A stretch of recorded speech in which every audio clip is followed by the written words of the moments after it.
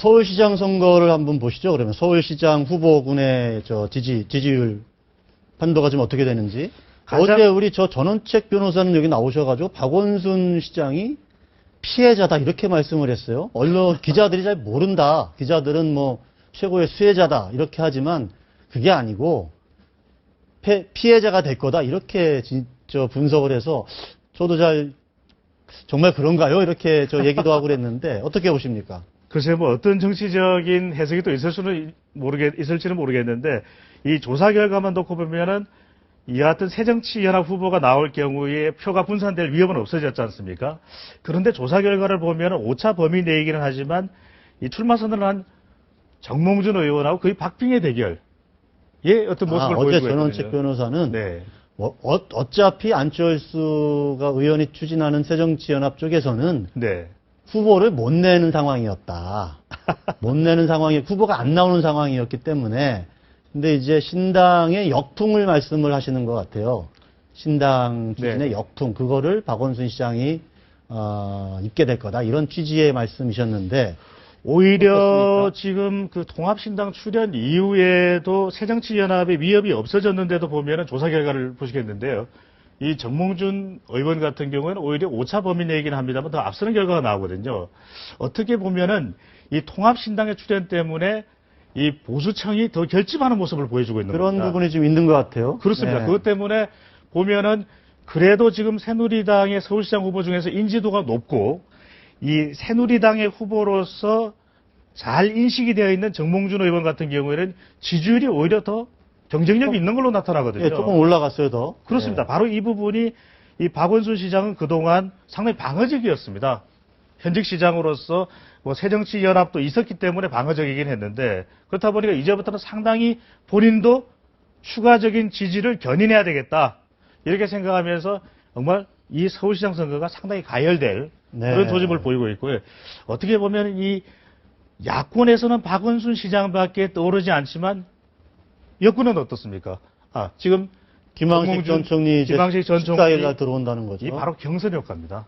경선 효과를 누릴 가능성이 있다. 그렇습니다.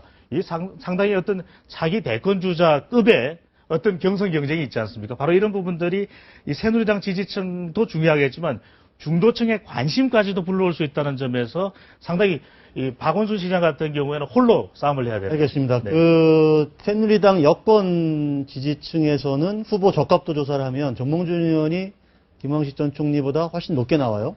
그렇습니다. 그리고 양자대결에서도 높게 나오는데 네. 김황식 전 총리가 만약에 실제 출마 선언을 하면 출마 선언 효과가 있을지 그리고 지지율이 더 상승할 여지가 있을지 그것도 좀 궁금한 대목입니다. 여지는 있다고 봅니다. 지금 김황식 전 총리의 가장 이 약점으로 지적되는 부분이 새누리당 후보로 잘 인식이 안 된다라고 하는 부분이거든요. 이 정치적인 이 활동을 하시지 않았기 때문에 그래서 출마 선언을 하고 나면은 그러한 모습이 또 이 인식되는 부분하고 또 하나는 이 서울시장 선거라는 거는 총리직을 잘 하셨던 것 이외에 얼마만큼 잘 시정에 대한 어떤 비전을 제시하느냐는 부분인데 특히 중요한 것은 이 수도권 경쟁에서는 또 이 박근혜 대통령의 박심 논란이 있을 수밖에 없습니다. 그만큼 이 당내 경선을 치를 경우에는 당원 대의원의 표심이 중요하지 않겠습니까?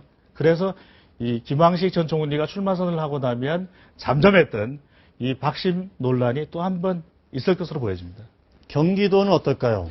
네, 경기도는 제가 막 또 제 앞순서에 원혜영이 출마하셔가지고 조금 뒤에 우리 정병국 새누리당 의원도 좀 출연하실 예정이거든요. 예, 그래서 저 박빙이라고 말씀드려야 될 것 같습니다. 지금 오차범위 내라고 아까 원희영 제가 볼 때는 사실은 이제 현직 단체장이 불출마를 했기 때문에 또 현직 단체장의 김문수 지사의 프리미엄을 간접적으로 새누리당 후보들은 또 받을 수가 있는 것이고 그리고 야권의 경우에는 또 통합신당이 되면서 상당히 이 경선이 기대가 높아지고 뜨거워질 그런 어떤 현상이지 않겠습니까?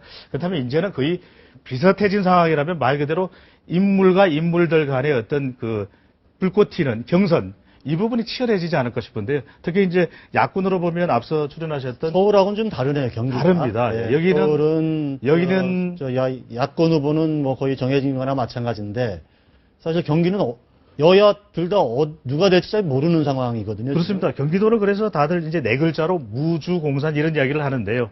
이 여권 같은 경우, 새누리당 같은 경우는 박근혜 대통령의 영향력, 그리고 새누리당 후보들의 인물 경쟁력, 야권은 또 이 안철수 의원이 수도권에 상당한 공을 들일 수밖에 없지 않겠습니까? 수도권에 또 안철수 의원의 어떤 경쟁력 같은 것, 그 다음에 이 원혜영 의원이라든지 김진표 의원, 김상곤 의원, 교육감도, 전 교육감도 상당히 또 인지도가 지금 높아져 가고 있는 상황이거든요.